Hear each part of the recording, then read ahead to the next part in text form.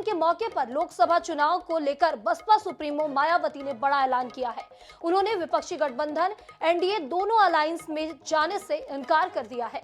मायावती ने कहा है कि हमारी पार्टी लोकसभा के चुनाव अकेले ही लड़ेगी, वहीं हम किसी गठबंधन में नहीं जाएंगे। साल 2007 की तरह हमारी पार्टी लोकसभा में भी बेहतर परिणाम देगी। हमारी पार्टी का सर्वोच्च नेतृत्व एक दलित के हाथ में है। गठबंधन करने पर हमारा वोट तो उन्हें मिल जाता है, मगर सवर्ण वोट हमें नहीं मिलता है। मायावती ने कहा कि गठबंधन में चुनाव लड़ने से बसपा को नुकसान होता है। इसके अलावा मायावती ने सपा प्रमुख पर निशाना साधा है। उन्होंने कहा है कि अखिलेश यादव ने गिरगिट की तरह रंग बदल कर दिखाया है। वहीं बीजेपी पर निशाना साधते हुए मायावती ने कहा है कि रोजगार की जगह मुफ्त राशन देकर लोगों को गुलाम बनाया जा रहा है। बीजेपी की कार्यशैली जातिवादी और सांप्रदायिक है। धर्म की आड़ में पॉलिटिक्स यहां पर किया जा रहा है बीजेपी में।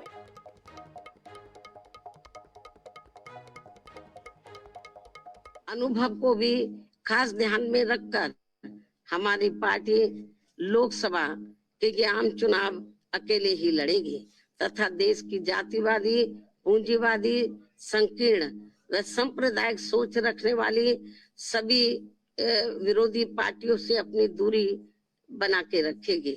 अर्थात हमारी पार्टी यहाँ किसी भी गठबंधन व पार्टी के साथ मिलकर ये चुनाव नहीं लड़ेगी।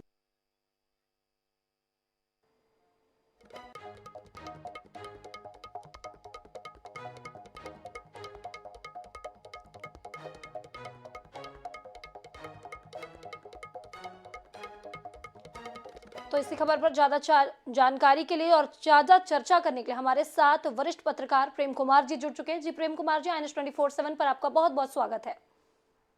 जी शुक्रिया।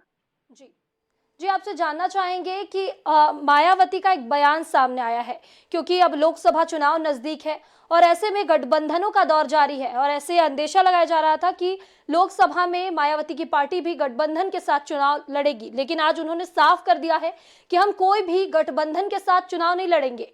तो क्या रणनीति हो सकती है इसके पीछे, आपसे जानना चाहेंगे।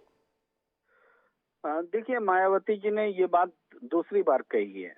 एक बार पहले भी वो ऐलान कर चुकी थी कि अकेले चुनाव लड़ेंगी और अब फिर ऐलान की है, तो इसका मतलब है कि इस बीच उनके मन में कुछ था, जिस वजह से उनको दूसरी बार ये कहना पड़ा है कि हम अकेले चुनाव लड़ेंगे।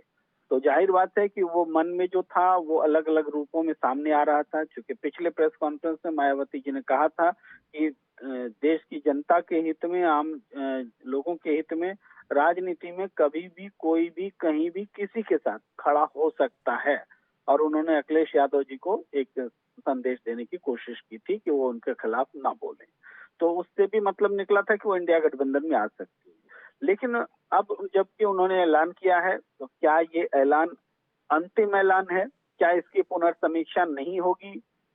ये एक महत्वपूर्ण बात है। मायावती जी के साथ हमेशा ये बात कही जाती रही है कि उनको ईडी सीबीआई से ज्यादा डर लगता है। तो क्या ये फैसला उस वजह से है? क्या चुनाव आचार संहिता का वो इंतजार कर रही हैं कि चुनाव आचार संहिता लग जाए तब फाइनल पॉलिटिकल लाइन ली जाए? ये भी एक गुंजाइश बचती है। लेकिन यहाँ प्रश्न ये है कि अगर क्या इस फैसले से दलित की सियासत जो करती हैं मायावती जी, ये दलितों के हक में होगा? ये बड़ा सवाल है।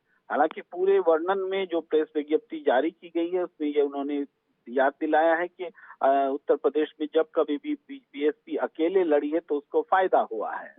तो और साथ में उन्होंने ये भी कहा है कि दूसरी जो सवर्ण पार्टियां हैं उनके वोट जो है उनकी तरफ नहीं आते और हमारी पार्टी तो गठबंधन में उसके वोट ट्रांसफर हो जाते हैं हमारी पार्टी के, तो इसलिए भी गठबंधन सूट नहीं करता है। लेकिन बड़ी बात तो यह है कि सवर्णों के साथ ब्राह्मण और दलितों का कॉम्बिनेशन भी उन्होंने ही बनाया था और वो सफल रहा था। सत्ता में आने का उदाहरण वही है जब उन्होंने अकेले चुनाव जीता था। तो सवर्ण और दलित का प्रश्न नहीं है, ये कॉम्बिनेशन तो वो स्वयं बनाती रही है। दूसरी बात है कि अगर वो अकेले लड़ती हैं तो बीता जो चुनाव है विधानसभा का या लोकसभा का, तो वो तो ये बताता है कि अकेले लड़ने से बीएसपी का नुकसान है। बीएसपी 0 सीटों पर आ गई है विधानसभा में। लोकसभा में 10 सीटें तब मिली जब वो एसपी के साथ गठबंधन करके लड़ी। जी। तो क्या ये दलितों के का नुकसान नहीं करने जा रही? ये सवाल उनसे पूछे जाएंगे और निश्चित रूप से इंडिया गठबंधन को इस फैसले से अगर अंदर खानी बात चल रही थी और निश्चित रूप से चल रही थी, तो ये सेटबैक है।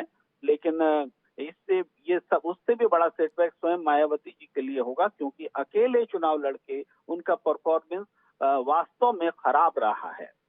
जी जी जी सर, यहाँ पे उन्होंने एक और बात कही है कि यहाँ पर मुफ्त में राशन बांटा जाता है और रोजगार नहीं दिया जाता है। ऐसी उन्होंने यहाँ पर अपनी बातें रखी है कि रोजगार की बात कोई नहीं करता है, मुफ्त में राशन देकर सभी को गुलाम बनाने की कोशिश की जाती है। तो क्या ये बीजेपी के ऊपर उनका निशाना था या फिर बीएसपी के ऊपर उनका निशाना था या अन्य पार्टियों पे? चूंकि उन्होंने ऐसा बयान यहाँ पर उनका सामने आया और बीएसपी पे उन्होंने साफ तौर पर अखिलेश यादव पर भी एक निशाना साधा है।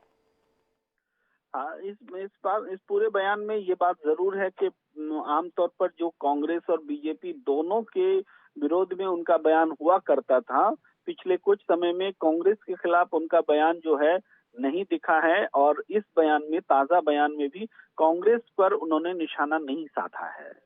तो इससे एक संभावना बनती है कि क्या कांग्रेस के प्रति मायावती जी अब भी नरम है। वो जो राशन वाली बात उन्होंने कही है, तो ये निश्चित तौर पर व्यापक रूप से बीजेपी पर ही लागू होता है। तो क्या बीजेपी के साथ दूरी दिखलाना और उनकी राजनीति का हिस्सा है? तो अकेले लड़ने के फैसले में भी बीजेपी से दूरी दिखलाना ये साफ बताता है कि गठबंधन की सियासत में वो संभव है कि कुछ शर्तें, अपनी शर्तें तलाश रही हैं। जी प्रेम कुमार जी, ये तमाम जानकारी साझा करने के लिए आपका बहुत बहुत शुक्रिया।